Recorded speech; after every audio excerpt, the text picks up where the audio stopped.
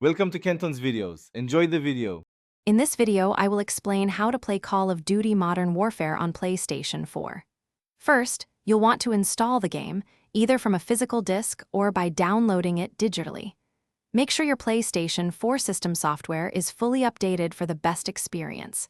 Next, connect your controller and take a moment to adjust your settings, like sensitivity, to your personal preference. Finally, complete the in-game tutorial to grasp the fundamental controls and mechanics before diving into the action.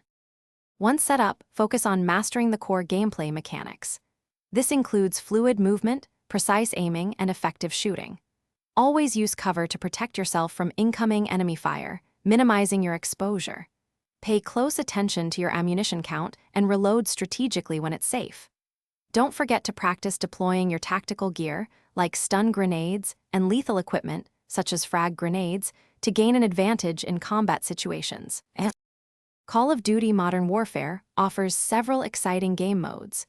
Dive into multiplayer for fast-paced action across many maps, including popular modes like Team Deathmatch and Domination. For a compelling narrative, play through the single-player campaign, which features about 6 to 8 hours of intense storytelling. You can also team up with up to 3 friends in cooperative special operations missions. Earning experience points across all modes helps you unlock new weapons and attachments.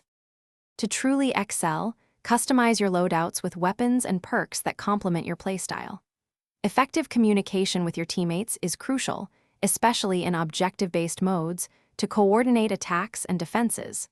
Spend time learning the intricate layouts of each map. Understanding common enemy routes and power positions will give you a significant tactical edge. Consistent practice, even for just 15 to 20 minutes daily, will sharpen your reflexes and improve your overall aim. Thanks for watching. Consider subscribing if we helped you.